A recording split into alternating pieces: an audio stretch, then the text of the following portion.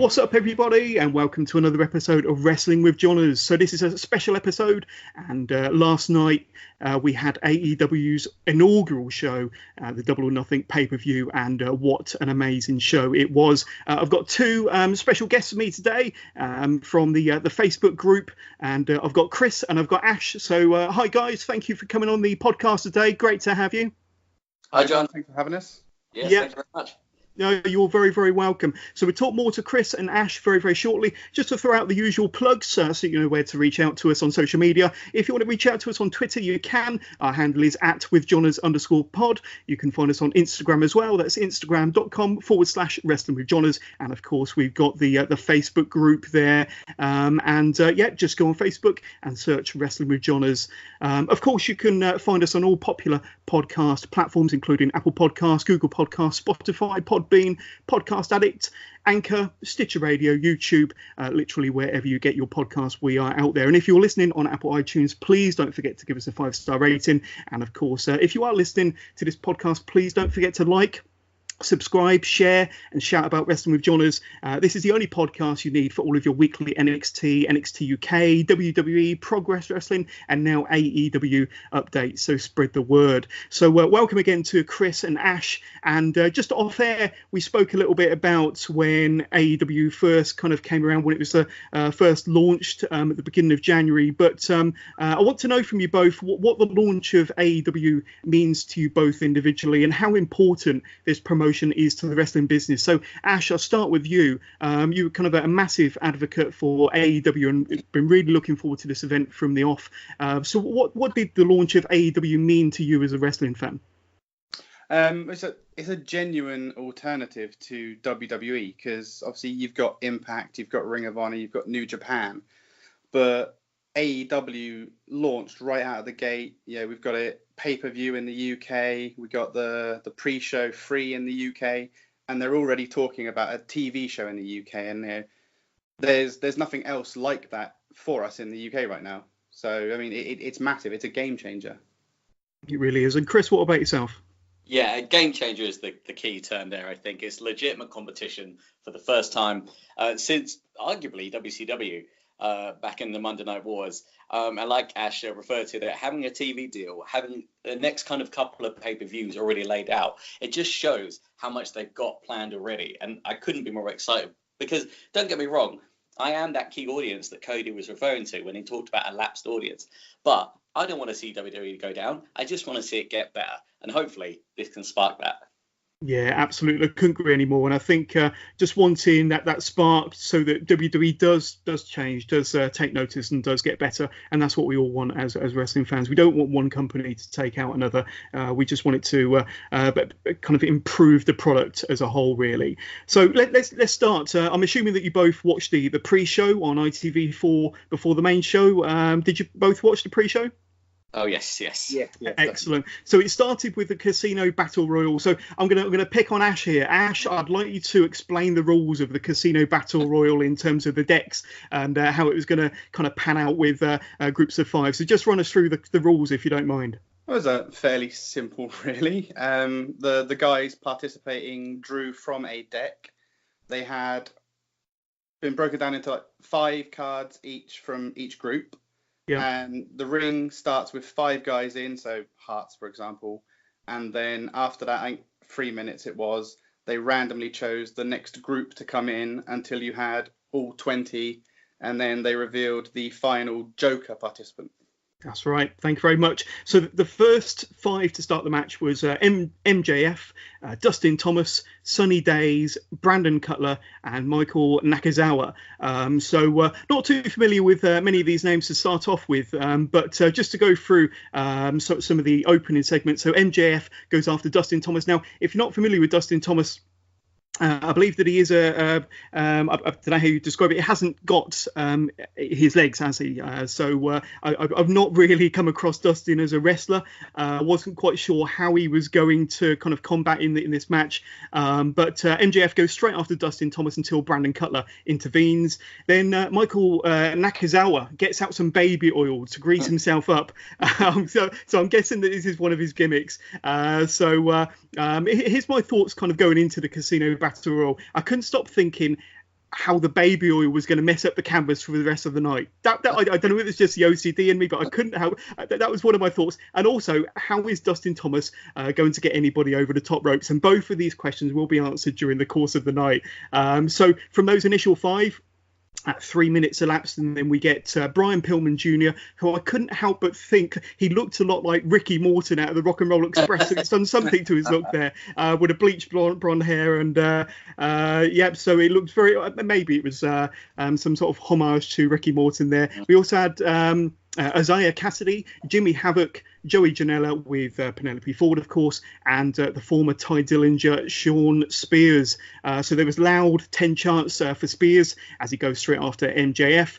Then we get the next 5, Billy Gunn, Glacier, Ace Romeo, and the tag team of Private Party. And from here, Nakazawa was the first man to be eliminated, so the baby oil didn't assist him any, followed by Sunny Days with Glacier getting eliminated by MJF. And then we had the next 5 with Marco Stunt, Sonny Kiss, Tommy Dreamer, Jungle Boy, and Luchasaurus. So here, Tommy Dreamer brings down a trash can full of weapons and goes to town on everybody. And then Luchasaurus hits a very neat double chokeslam on the tag team of Private Party. So the Joker card, as Ash mentioned earlier, was held by Adam Page. So Adam Page was originally going to be in the AEW World Title match against Pac. That all got blown out of the window when Pac decided that he didn't want to be part of AEW, and they had a bit of a blow-off contest in Nottingham last week. But Page's leg is heavily taped up here after his match with Pac last weekend. The Hangman immediately goes after Joey Janela, who were opponents at All In from last September. Dustin Thomas does eliminate somebody, and that somebody was Sean Spears in the surprise of the match. Then there's eliminations all over the place at this stage. Brandon Cutler eliminates Billy Gunn, who is then soon to be eliminated himself by MJF. Joey Janela gets eliminated by Luchasaurus with a chokeslam through the table, and Janela seemingly going through the table head first. That looked pretty rough on Joey Janela there. We then get a 22nd man, and that was Orange Cassidy, who very quickly gets eliminated by Tommy Dreamer. And the final 4 is down to Jimmy Havoc, Adam Page, Luchasaurus, and MJF. So Luchasaurus eliminates Jimmy Havoc, Page eliminates Saurus, and with Page thinking that he's the winner, only for MJF to sneak back into the ring, MJF goes to eliminate Page over the top rope, thinking that Page is eliminated, only for Page to hang on, do a flip over the top ropes, smashing MJF with a wicked lariat before disposing of MJF over the top rope, and he wins the Casino Battle Royal to go on to face the winner of Jericho and Omega in the number 1 contenders match at a future AEW championship, future AEW show. So lots to talk about there, but a really fun battle royal. I didn't think I was going to enjoy it as much as I did. Lots of fun and interesting names that I hadn't come across before this match. I think everybody played their part perfectly. But Chris, I'll start with you. What did you think of this Casino Battle Royal? It was just so much fun, as you said. I think that was the thing. Yeah, I'm not familiar with at least half the names in the Battle Royale, but that was the fun of it. It was always kind of like on a video game, you unlock kind of new and hidden characters that you not maybe played with them before. You get to learn what their tropes are, what their characters are, maybe some of their finishes. So for me, for example, I'd never kind of had the experience of watching Jungle Boy. Fantastic. Joey Janela, I've recently become familiar with. That chokeslam was wicked. My head really was. Hurts just thinking about that.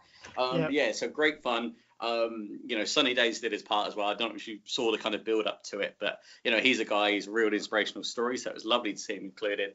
And yeah, the Baby Oil, fantastic. And when I think back to last night, I think those were the spots that made me laugh. It was great entertainment. I think my only concern perhaps was that if you are watching this for the first time, some of the characters were maybe a little bit kind of wacky for a more mainstream audience. So, that would be my only kind of concern, that I would have that fear if a man comes in wearing a kind of dinosaur mask. If you're not too familiar with the product, it might have put some people off, but not me. I loved it. Tons of fun. Ash, what about yourself? Yeah, I mean, I agree. I mean, I had initial reservations, like the Baby Oil came out and then Jimmy Havoc stapling people left, right, and centre. But when I rewatched it this morning, actually, like Chris says, that stuff was just really fun. It was really memorable. It was great. I was happy that Hangman was the Joker and that he won it. I mean, obviously, they had to kind of quickly flip that around with the pack issues. But I think they did a really good job of it. He came in, like he cleared house. He looked great. The finish was really good as well. Yeah.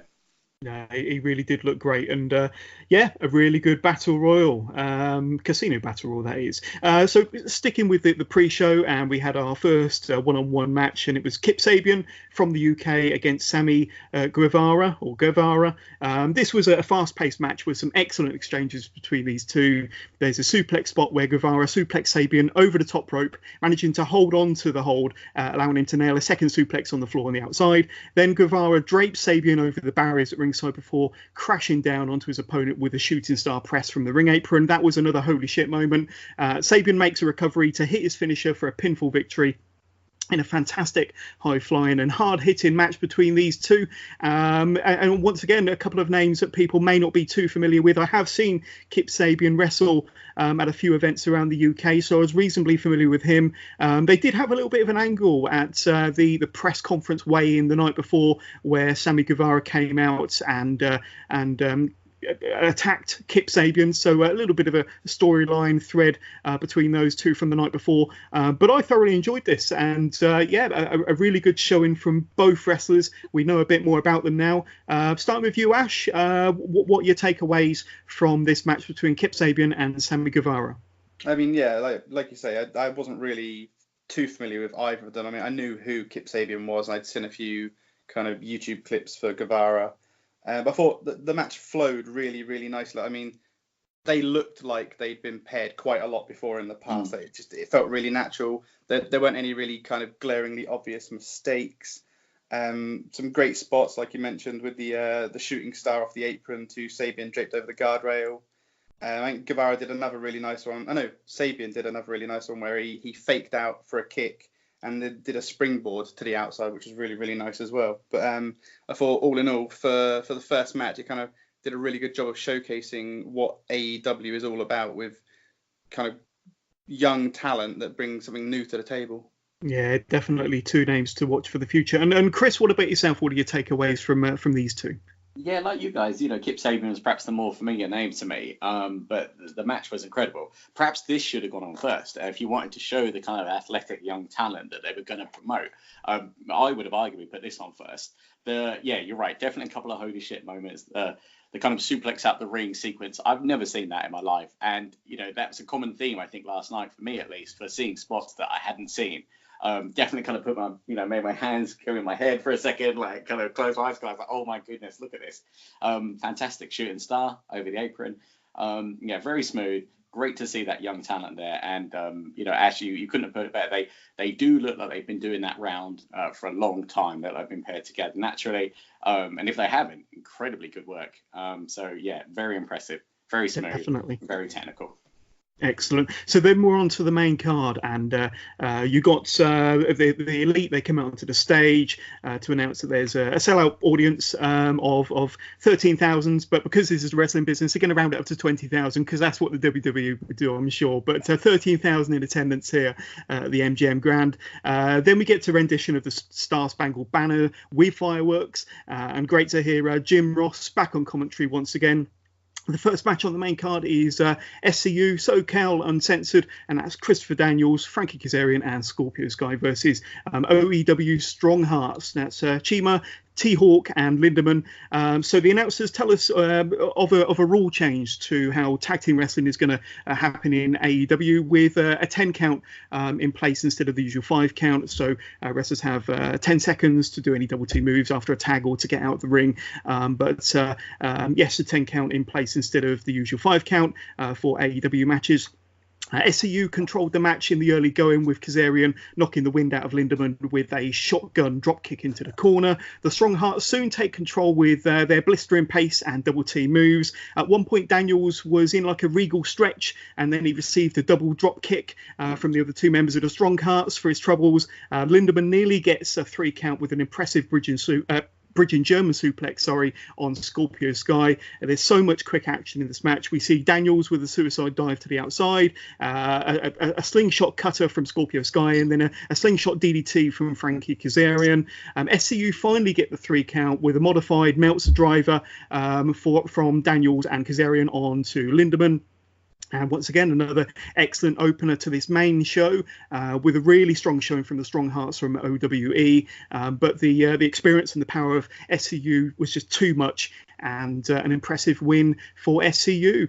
So Ash, again, a fantastic match, a really fast-paced match. Once again, not too familiar with the OEW's Strong Hearts, but we definitely were by the end of this match. So give us your thoughts on this, Ash. Yeah, I agree. I didn't know who they were before this. Obviously, SCU, I've watched a lot of Ring of Honor, so I'm very, very familiar with those guys. And I think that they cut a really good promo to begin the match, and the atmosphere in the arena was just insane. I mean, that continued throughout the night, to be fair.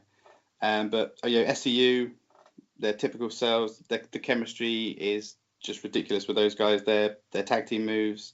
Strong Hearts as well. I gather they have teamed together a fair bit, but they did a really nice sequence that finished with a deadlift German suplex, which I hadn't. It's normally like a standalone move, so seeing a sequence of moves finishing with that was refreshing. It was impressive.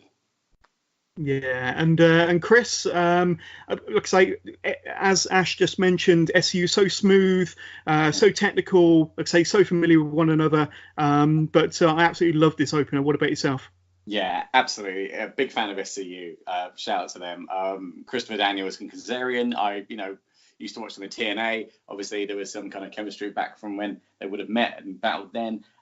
Scorpio Sky, I've obviously watched him on kind of being the elite. That's the first time I've genuinely seen him, though, in a match. My goodness, that man, what an athlete. He reminds me of Shelton Benjamin.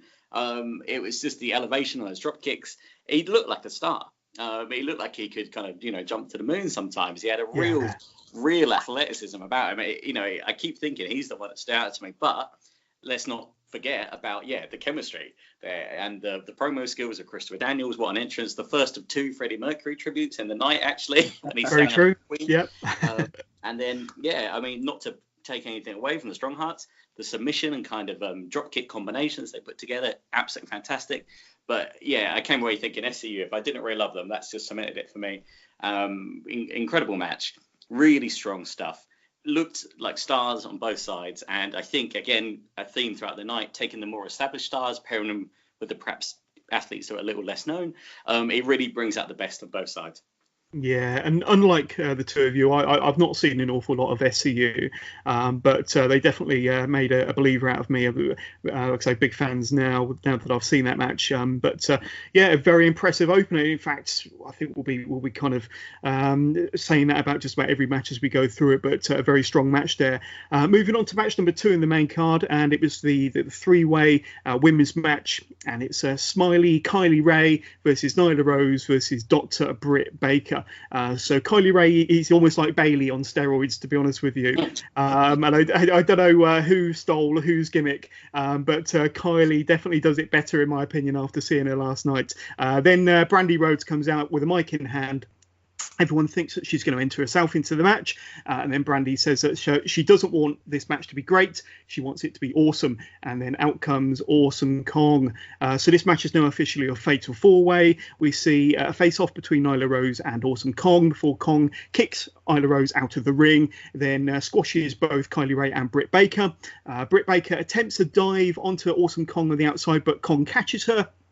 With ease, I have to say, Kylie Rae follows this up with a suicide dive through the ropes, taking both Kong and Baker off their feet. Nyla Rose leaps up to the top turnbuckle, only to be met by Baker and Kylie Rae. But before the two faces could attempt a double superplex on Rose, Awesome Kong takes her place and brings them down with a Tower of Doom powerbomb spot on all 3. So that was very impressive. Kong gets taken out of the match with a super kick from Britt Baker.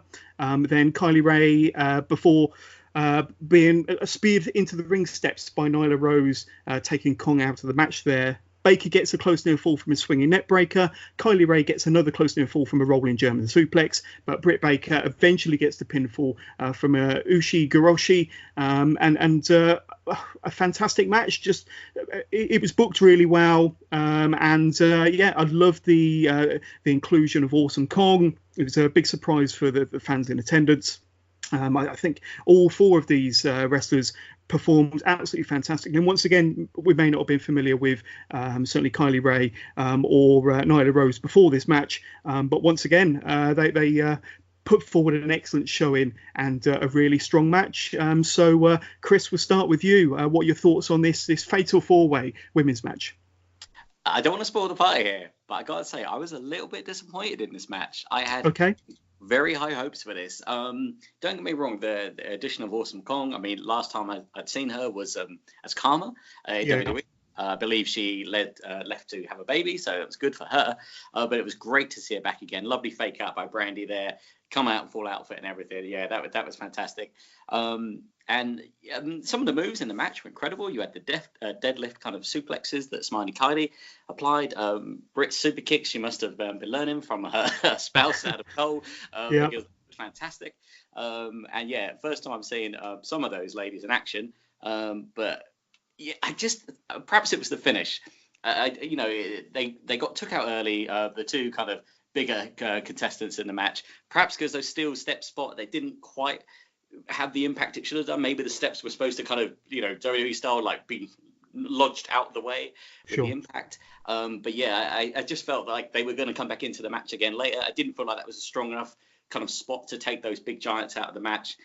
So for me, I enjoyed the finishing sequence, but I was surprised when it was the finish.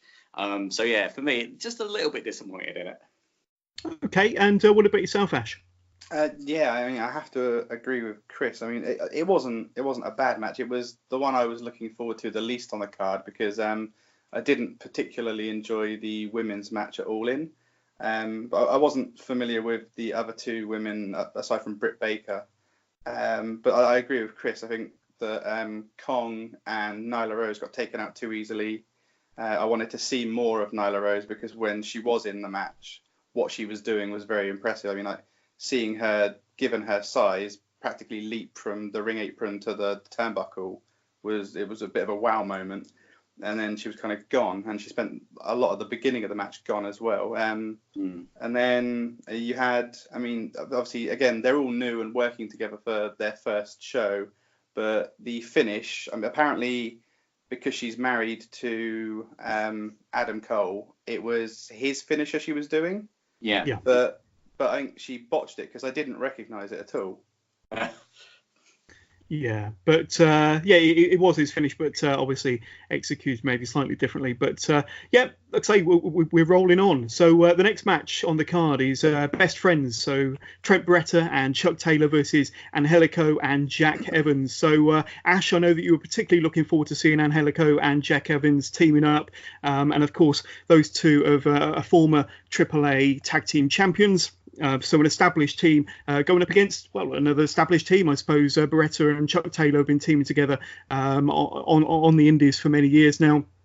Just to go through some of the key spots here. So Jack Evans hits a handspring elbow, nailing his opponent before going over the top rope himself, but landing perfectly on his feet on the outside. Chucky T lands a Falcon Arrow on Evans for a 2 count. Evans kicks out on 2 after a DDT and a double foot stomp combo from Taylor and Beretta. Quite an impressive combo there. Evans takes a lot of punishment in this match, but is able to hit a moonsault off the back of Trent Beretta in the ring onto Chucky Taylor on the outside. So a fantastic spot there from Evans. The best friends do get the pinfall from I don't know how you guys would explain this move, but it's kind of like a reversed spike pile driver, I suppose. But I'll let you guys maybe explain it if it's got a particular name. But it's quite an impressive move here to finish the match for the best friends. Then Angelico and Evans hug it out with Chucky T and Trent before being attacked from a couple of mystery attackers and their minions at the end of this match. So a really good match. It went about 15 minutes. Lots of fast pace. I mean, as you would expect from these four individuals, but particularly impressed with Jack Evans. Ash, going to start with you because I know that you were raving about this match before it even took place. What are your thoughts on this here? What are your highlights? And what are your takeaways?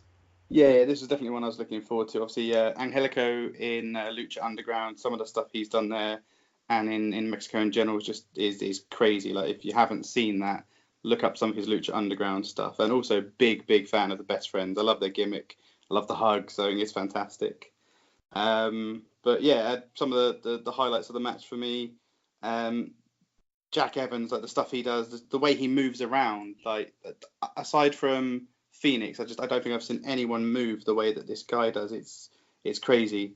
I particularly liked Chucky T overhead suplexing Evans into the corner onto Angelico, and following that up with the Falcon Arrow that no one kicks out of. Wow.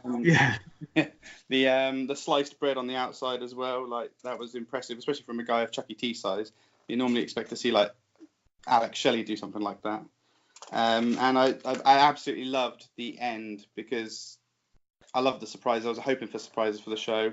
And the guys that showed up at the end, Super Smash Brothers, I'm a little bit familiar with them because they Young Bucks, they were like favourite like matches for them. They were asked who they wanted to do matches with, and they mentioned these guys. So I'd looked them up a little bit, and the finisher they did, that I don't know, the hook up and then the blockbuster off the turnbuckle. That was something else.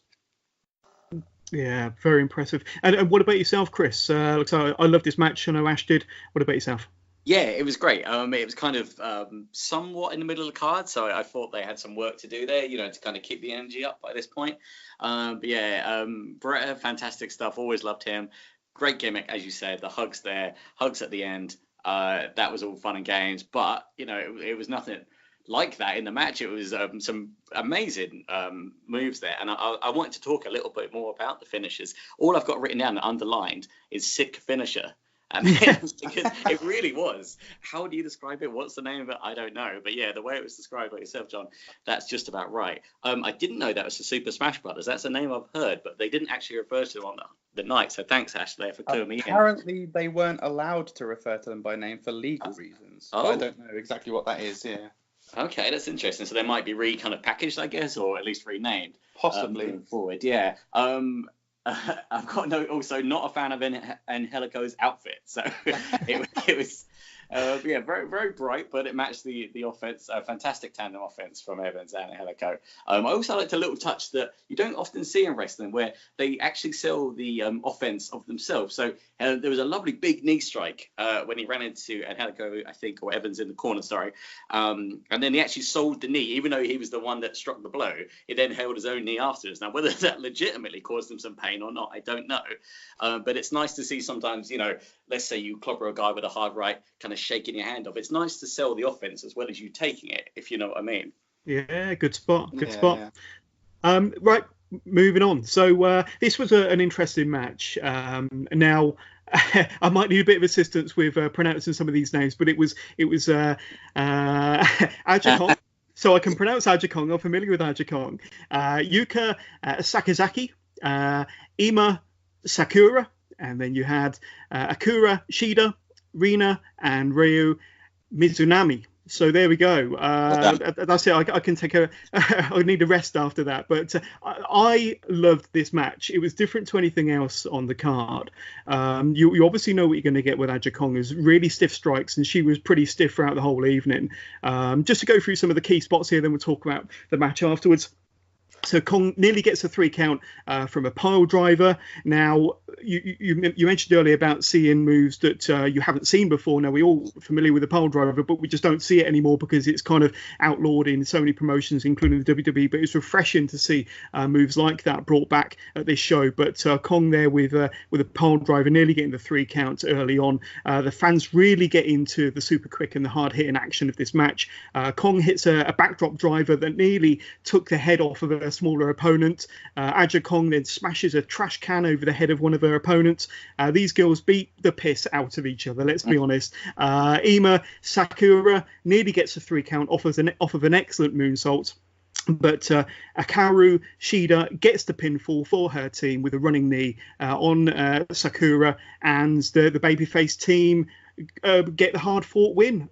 So at this point in the evening, this was my match of the night. I just absolutely loved it. I absolutely loved all the action, loved all the characters, loved all the, I followed AJW, which is All Japan Women's, back in the early 90s with Manami Toyota and Bull Nakano and Aja Kong and so many other big names from that era. And of course, Bull Nakano and Aja Kong is still going. Manami Toyota, I think, is still going as well. But I used to love all them shows. And it was like pay-per-views that would go on for WrestleMania lengths, like 4, 5, 6 hours, and sometimes be stretched over days. But this kind of brought it all back for me. And I loved it with the variation of sizes and techniques, and Aja Kong being very dominant. But guys, I'd love to know your thoughts on this. Chris, I'm going to start with you.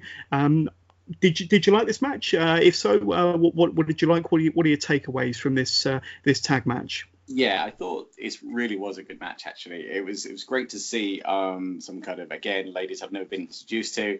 Fantastic kind of diversity is the note I've got written down here. Intros I really liked because straight away you kind of got an understanding of the characters. We all know in WWE it was all too familiar to have these divas at the time come out, and they were quite generic, kind of creative wrestlers sometimes, unfortunately for them. But straight away these characters were established by, and a quick shout out to the commentary team. They did a fantastic job, mostly due to JR, but they did a great job of kind of reminding you who these people are and what their motivations are and how hard they'd worked. So on that point, I believe Rio was only 21, very smooth, incredible worker there. And I've just got notes saying they were young, they were tough, and they just went at it. And I just can't imagine even the kind of UK equivalent and going for that pace for so long with that variety of moves. And Aja Kong, I believe, correct me if I'm wrong, WCW she was in at one point. She was. So yeah, fantastic to see her. Really nice. I want to talk a little about the finish. I wrote down at the time false finish. I thought that they had kind of messed it up, but then it turned out they didn't. But there was some confusion with the timekeeper, I think, and the music being perhaps queued up. So I'd like to hear both your thoughts on that finish, actually. Yeah, Ash, what do you think? Well, my understanding of it is basically the timekeeper messed up. He wasn't paying attention. He or she wasn't paying attention. Rung the bell, and then the ref's like, no, this is still going on. And then I've seen like reactions with people saying that they thought that maybe it was a spot or something, but then actually the match just carried on. They ignored it, and then they finished the match. So it looks like it was just a bit of a guff. But I mean, first show, you expect that kind of thing to happen. Yeah, it was a bit of a shame that we had that little bit of a what appeared to be a mess up towards the end there, but it didn't take away too much from the match for me. I thoroughly enjoyed it, and like I say, I enjoy the Japanese women and kind of that scene. So, but yeah, another tick in the box for me, definitely. Right, so the next few matches will be characters and wrestlers that we are more familiar with, and we can pronounce their names much easier. But moving on to Dustin versus Cody. So there's a lot to talk about here, gents. I just want to kind of get your thoughts kind of going into this match. Where was your kind of excitement levels? Where was your head at regarding Cody versus Dustin, and whether you were excited by it or not too excited by it? Ash, start with you. Kind of where was your mind at before this match regarding Dustin versus Cody? Surprised myself, to be honest, because I couldn't wait for it. Cody cuts a promo like no one else right now. Like the videos he's been putting out, they're just absolutely insane. And I've seen a little bit of Dustin on YouTube and stuff as well, and how hard he's been working towards it. It just, they set it up perfectly, and I could not wait to see it. Chris? Yeah, indeed. The promo package, the music they used, I believe the song was called Shoes. It reminded me of WWE in a way. It had to kind of play these little vignettes before. It really got me in the mood for it. I love the idea that, we have seen this match before. Of course, in WWE, it wasn't the match we wanted it to be.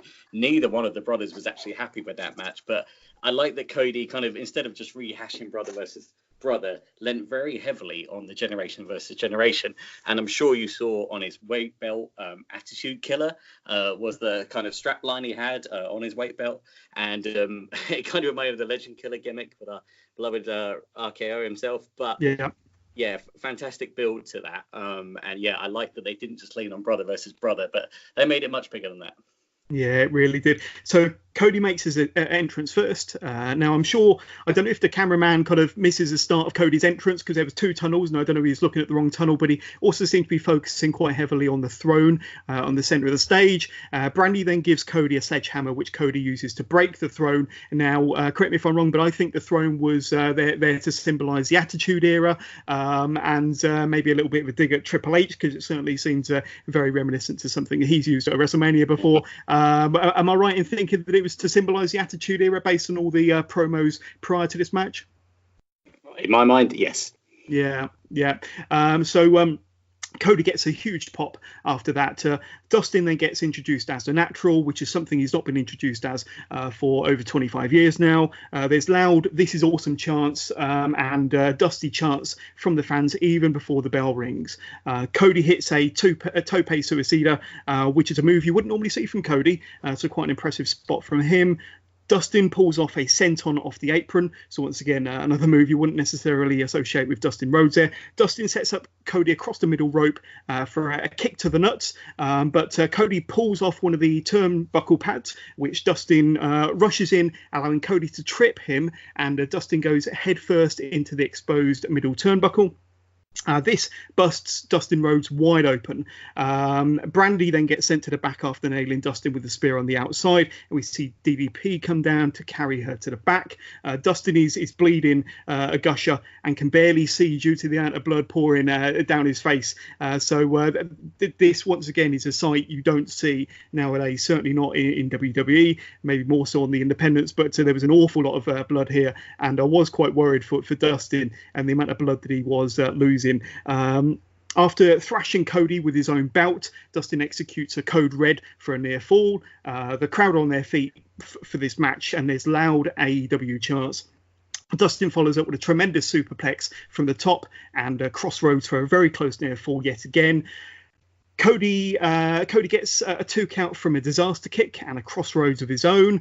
Dustin hits his second Crossroads for another near fall. The fans are biting on every move here. They really are into the action. Cody eventually gets the pinfall victory in this awesome match after another Crossroads. After the match, Cody gets on the mic to tell Dustin that he has put his name on a contract to wrestle the Young Bucks next month in Jacksonville, and he gets to tag with a partner of his choosing.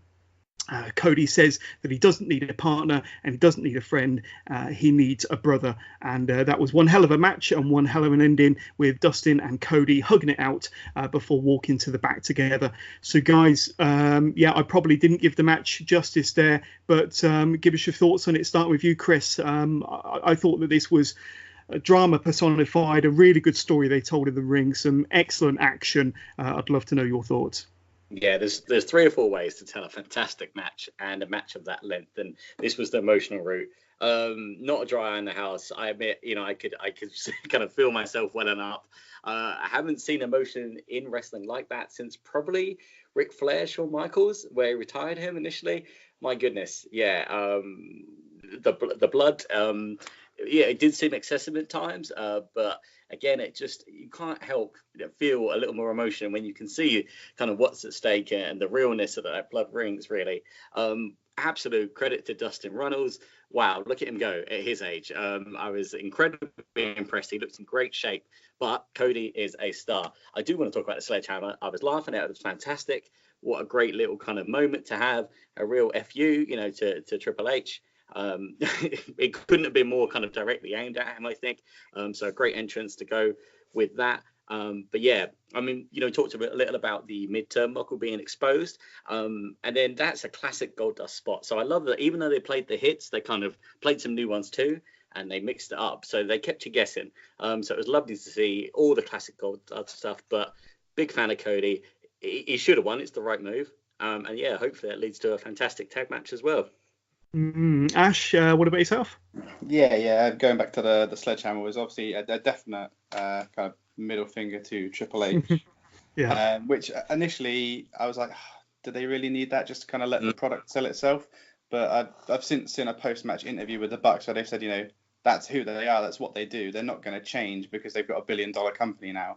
And it's like it's fair enough. They said it's not going to be all the time, but when the opportunity presents itself, yes, that's the kind of thing they're going to do because it's just who they are, which is perfectly fine.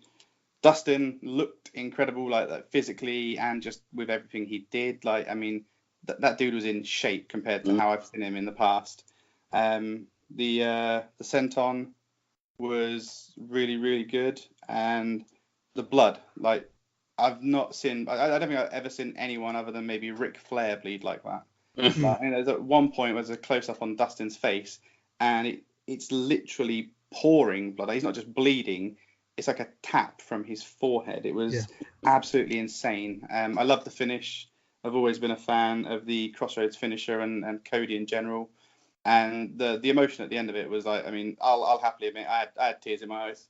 That was that Dustin didn't know it was going to happen. He was undoing his boots, ready to leave a boot in the ring and hang him up. Cody hadn't told him what was going down. Oh. So like that was all like that was real, and I think everyone felt it. It was amazing. Fantastic.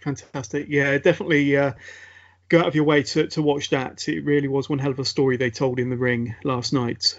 So the show takes a bit of a break so that they can change the ring canvas and get back the turnbuckle pad that was thrown into the fans. Then we get the belt presentation from, of all people, Bret the Hitman Hart. So he's always been heavily associated with the WWE product, apart from the few years he was in WCW, of course, and he carried the belt down to the ring here at an AEW event.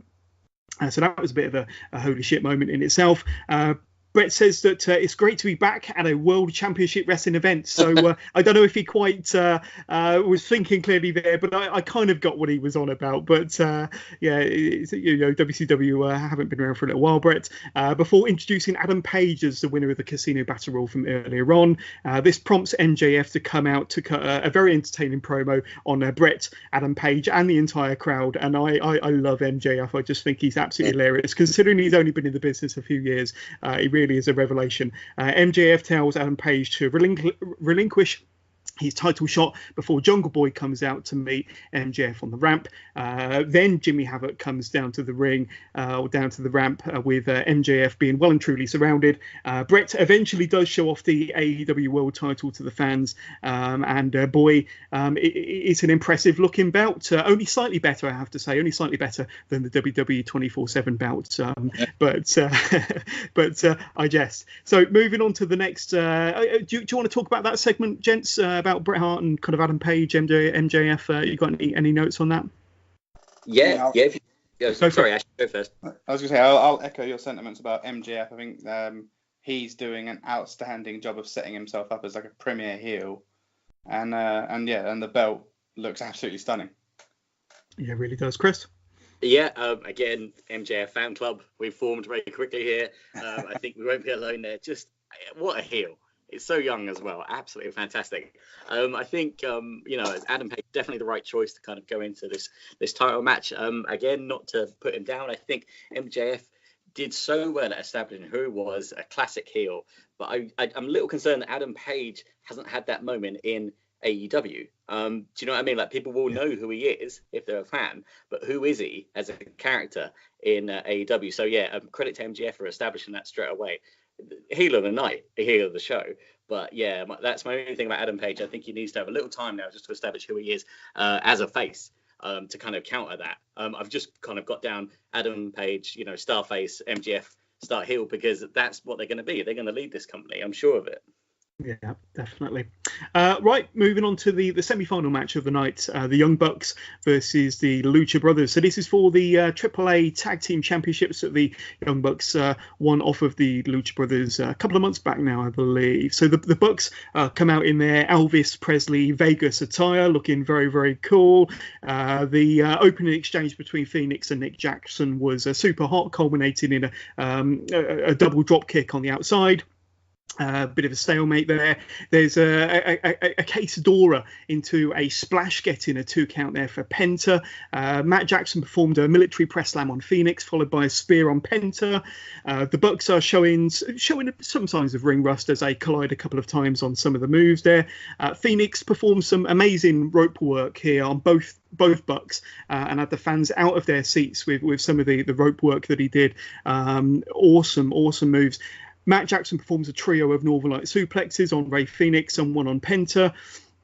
Matt and Nick Jackson apply stereo sharpshooters on Rey and Penta in the middle of the ring.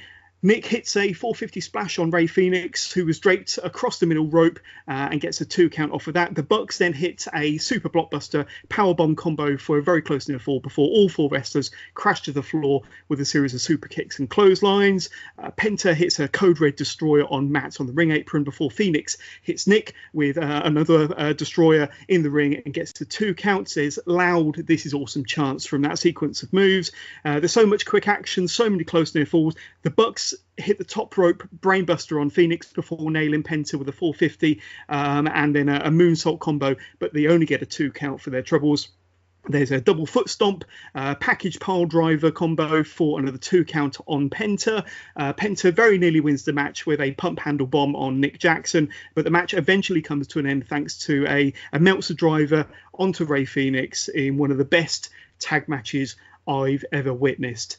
Guys, it was 1,000 miles per hour from the beginning to the end, and I know Ash, you've probably seen a lot of these guys in Ring of Honor and elsewhere, and I'm sure the same for yourself, Chris, but I thoroughly love this. I haven't seen an awful lot of Rey Fenix or Penta on the TV screens, to be honest with you.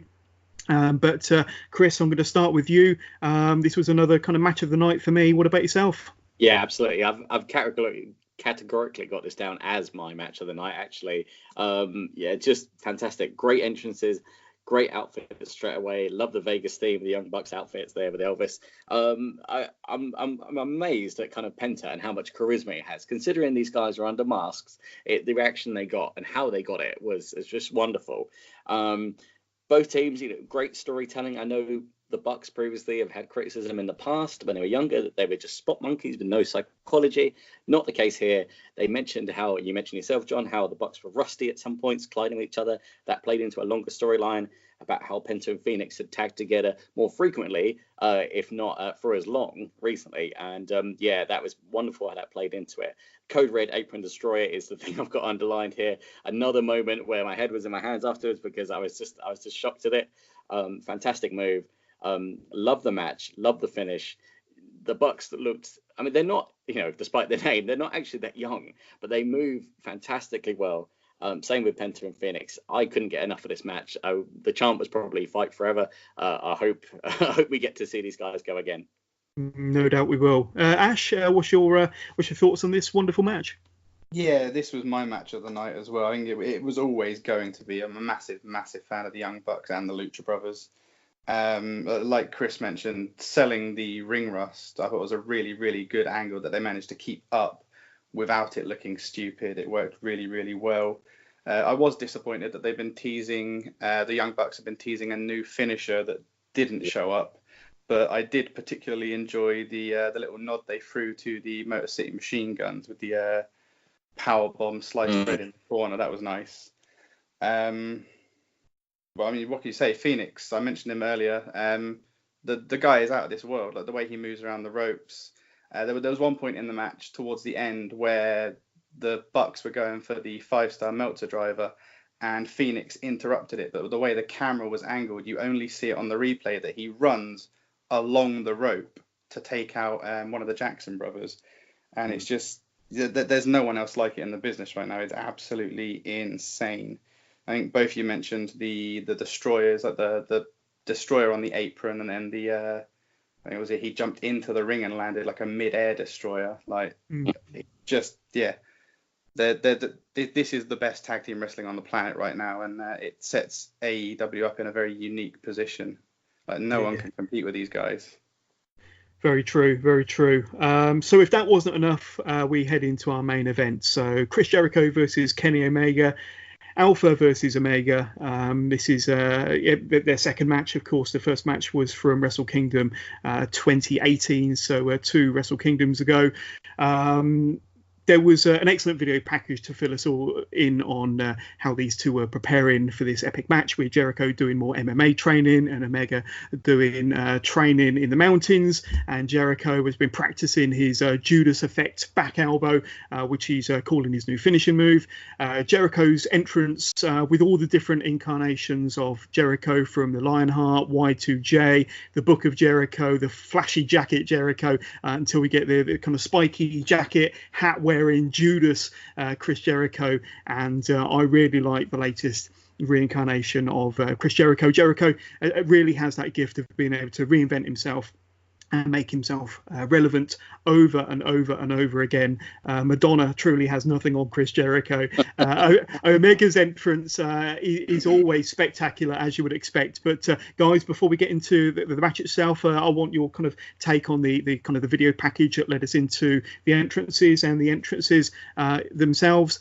So Ash, starting with yourself, a good kind of package before the action even started, with the entrances and kind of the preparation. What's your take on those few bits? Yeah, I mean, it does a really good job of kind of catching you up on what's been going on if you haven't been watching up until now, or just refreshing your memory if you have. Like the intro for Kenny Omega finally signing on to AEW, and then Jericho kind of interrupting, like, I'm the man, I'm going to take this company forward. That was really good. And then the entrances, I did love the nod to all the previous versions of Jericho, which apparently Cody had quite a lot to do with kind of coming up with that concept and working on it with Jericho. So yeah, I really liked all the entrance and the build up, and it was good. Yeah, Chris, what's your thoughts on this, the entrances and the opening package? Yeah, great opening package there. Really established how high the stakes were for Jericho, having lost their previous match. Kenny, didn't have so much to prove. Of course, like you said, this is the first impression for a lot of fans watching in AEW, so a lot to prove there. The entrances themselves, I marked out when I saw him in kind of lion tamer style Chris Jericho. And I did think it was him initially. It fooled me good. I'm very impressed by that. Then the list of Jericho, the light up Jericho, finally the Judas Jericho. You mentioned it yourself. Jericho is the Madonna of wrestling. It's hard to believe that at near 50, he's still doing this. And so much love for Chris Jericho. Truly, he is the Renaissance man of wrestling. In terms of entrances, I also enjoyed. I'm not sure. I know Kenny's a big fan of video games and Final Fantasy VII. Was that a Sephiroth from Final Fantasy VII outfit? Ash, it was. John, it was. Obviously, his finish is called the One-Winged Angel, which is Sephiroth. So yeah, it was. Well, nice spot. Lovely stuff. There we go. Well, let's get into the match. So Jericho very nearly applies the walls of Jericho after reversing a Hurricane Rana from Omega before the battle goes to the outside. Jericho gets one of the first 2 counts of the match from a stiff lariat. Omega appears to be bleeding from the nose, but doesn't let that stop him as he hits a swanton over the top rope right onto Jericho, who at this point brings the table out and brings the table into play. Omega performs a springboard double foot stomp with the table laying across the body of his opponent, so that was pretty stiff. Then Omega drops Jericho with a wicked back suplex off the top turnbuckle for a 2 count. Jericho attempts a lion salt, which is blocked by Omega, freeing him up to nail a V-trigger. Jericho wriggles out of the One-Winged Angel to execute 2 lion salts for a 2 count. Jericho blocks a Tiger Driver, then backdrops Omega over the top rope and through the table on the outside. So that was quite an impressive spot, and the table finally met its maker. Jericho meets a diving Omega with a code breaker that very nearly wins the match. Jericho turns a V-trigger from Kenny into the walls of Jericho. Jericho then turns the One-Winged Angel into a DDT, followed by a wicked code breaker, finishing with Jericho's latest finisher, the Judas effect back elbow, before covering Omega, getting the 1, 2, 3 and the pinfall victory. And this was a really, really hard-hitting match. I thoroughly enjoyed this main event. I think going into it, well, the end of the match, the story that was being told, it was Omega not being able to hit his one-winged angel. And Jericho will face Hangman Page at their next pay-per-view to see who will be the first ever AEW World Champion. Before we talk about what happened after this match, I'd love to know your thoughts, starting with you, Chris. I love this match, a fantastic main event, and it definitely equaled, if not better, their Wrestle Kingdom match from a couple of years back. But I'd love to know your thoughts on this match. Very much so, yeah. Omega, massive fan. I'm actually here in my Kenny Omega shirt today. Really, really strong main event, worthy of the main event. I was a little bit disappointed that Jericho won it, but of course we'll get into perhaps why it wasn't Omega that won that match, I'm sure in a second. But yeah, some of the hard-hitting kind of moves in that, some of the moves were reminiscent of the Wrestle Kingdom match.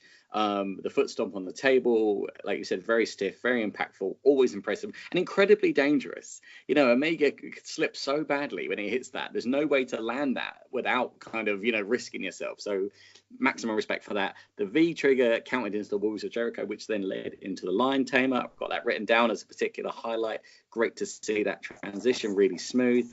And then the commentary team made a good point about saying how the Judas Effect elbow was kind of held back by Jericho. He didn't tease it. So when it did come into the match, it was a real kind of impactful moment, a real surprise. And sometimes the simplest moves are the best because they look the most effective. Everyone knows an elbow to the face will take you down. I'm not sure what you guys think of that finish, but I didn't mind it at all. And like you said, no one-winged angel. The same story they told with Okada back in the day, that leads to an inevitable kind of rubber match, I believe. So Great main event. Yeah, I've just got Y2J still got it, of course. And then I'll wait till we talk about the next bit before I get too excited. Yeah, and Ash, about the match, what are your thoughts on this excellent main event? Yeah, I was a bit apprehensive going into it because I haven't seen their first match. So I wasn't sure if Jericho would be able to keep up with Kenny, but yeah, he did an absolutely amazing job. Like you say, he held back the Judas Effect nicely, so there was no tease when it came. Like, bam, there it is. The table stuff, like you say, was insane. I've seen people do a lot of stuff with tables in the past, but like jumping from the top rope, double foot stomp on a table with someone underneath it, any number of things could happen. But it looked amazing. It was really, really good. And I really liked the change of pace from the previous match where it was very, very fast. I mean, these guys, they went for it, but it wasn't all guns blazing all the time. So a nice change of pace. But yeah, I'm like Chris. I was hoping that Kenny was going to win, but I imagine we can see why he didn't. Yeah, absolutely. So after the match, Jericho gets on the mic to say that this is not a wrestling company for the fans. This is for him. And now he demands a thank you. But without warning, from out of the crowd, we see Jon Moxley, the former Dean Ambrose from WWE, of course, who gets into the ring, nails Jericho with the dirty deeds. He nails the referee with the dirty deeds. Moxley then goes for a dirty deeds on Omega, but the two brawl through the ropes and into the fans and all round the stage, eventually nailing Omega with the dirty deeds on top of the poker chips, which were set up on the stage, giant poker chips, before throwing Omega off the stage with like I don't know, it's like a fireman's carry slam, an attitude adjustment or something like that, and then the show goes off there. So a really shocking moment. I think that a lot of us were maybe expecting an appearance from Moxley here, but I think after such a fantastic night and a brilliant main event, and the way that Jericho was on the mic demanding a thank you, I don't think we expected it to happen when it did, and when it did, it was a really pleasant surprise. We knew, well, I suppose we've known for a few weeks now that Jon Moxley was going to be part of AEW. This cements that, this clarifies that, but on top of an amazing night of action, one of the best pay-per-views in many years, we get this fantastic ending with Jon Moxley showing up and pretty much destroying all the wrestlers, in particular Kenny Omega, setting up possibly a feud between these two down the line. So Ash, what are your thoughts on this closing segment with Jon Moxley? I wrote in big capital letters with an exclamation mark underlined, Mox. It was just it was insane. I've been wanting for a while to see Dean Ambrose outside of WWE to see what he can really do. So I'm really excited to see what they're going to do with him because I've not seen him pre-WWE. And I also spent the entire night looking at that stack of chips, hoping that it was going to get brought into it at some point. It's like that's very deliberate. Someone's got to do something with that. But yeah, no, it was amazing. I love he went in, he oozes presence. He took out Jericho, and then I love that rather than just take Kenny out in the ring, Kenny fights back. They brawl around the arena. It was phenomenal. What a great way to finish it. Definitely. And Chris, what are your closing thoughts on this segment with Moxley? Oh, huge fan of the former Dean Ambrose now. It goes back to some of his earlier stuff when he was known as the kind of street dog. It's worth checking out some of the original kind of OVW stuff he did when he had run-ins with William Regal and, of course, famously Mick Foley at the Hall of Fame ceremony. That was the kind of, let's call him Moxley, the Mox I would have hoped came into WWE, and now we might get to see it. Fantastic stuff.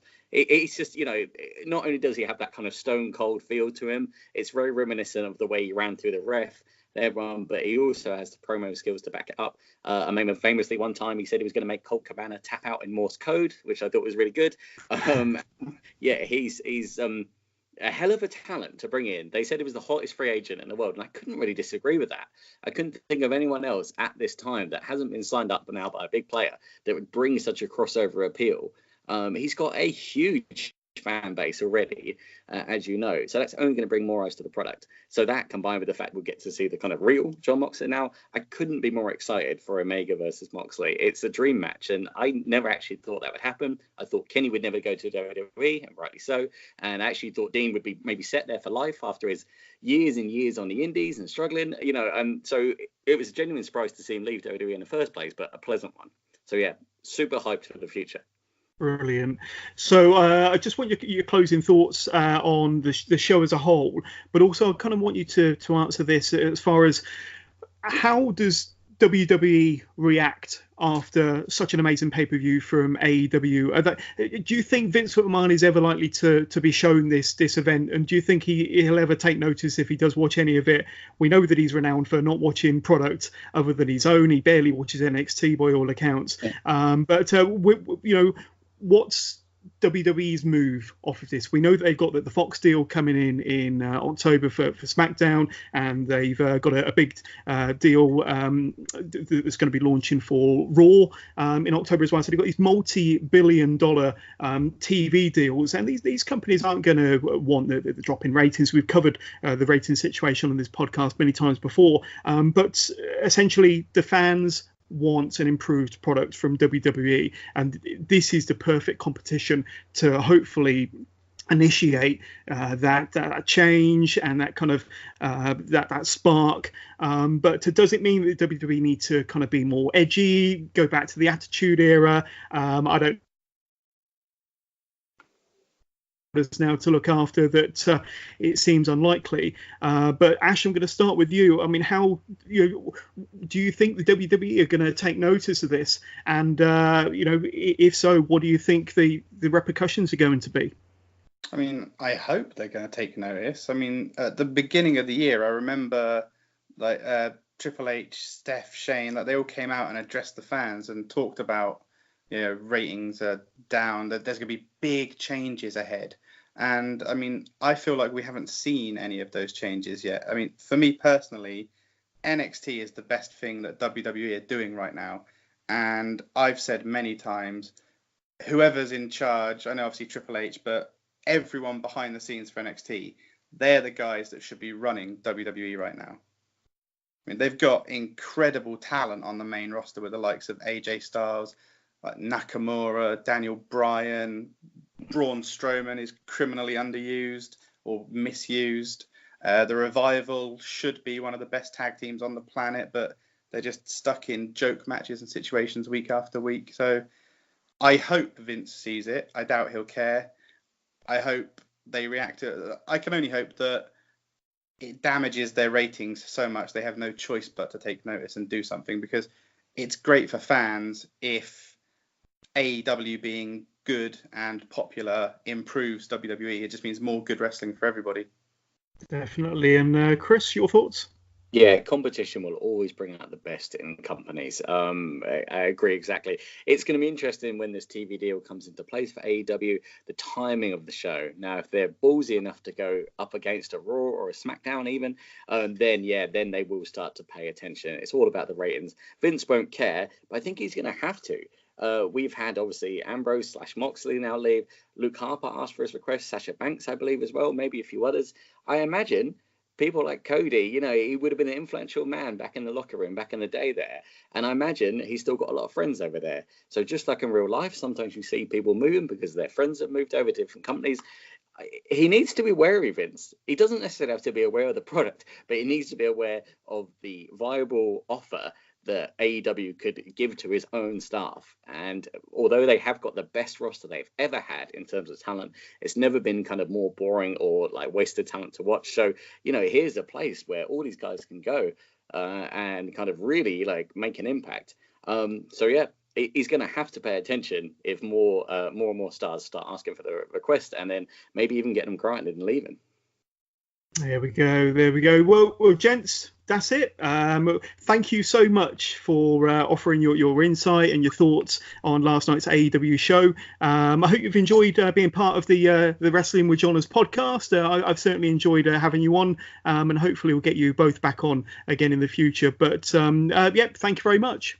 Thank you, John. That was great. You're very welcome. So I hope that you've enjoyed this episode. If you did, please don't forget to hit subscribe and shout about this podcast. Tell your friends and tell your family, and keep listening to Wrestling with Johners for all of your weekly NXT UK, NXT, WWE, and now AEW updates. Our next episode will drop on Thursday, where I'll be joined by Kieran Reid. And Kieran was on the Wrestling with Johners a few weeks ago. And on Thursday, we'll be covering NXT UK with Toni Storm defending her women's championship against Nina Samuels in that episode, as well as the Go Home NXT ahead of next weekend's TakeOver 25 show. Kieran and I will be providing a full preview of the matches announced for TakeOver 25 as well as discussing the latest Progress Wrestling show, which Kieran is actually attending this evening. And Kieran will be giving us a full rundown of all those matches on Thursday. But in the meantime, thank you very much for listening. I hope you've enjoyed. Don't forget to spread the word, and take care, and speak to you all soon.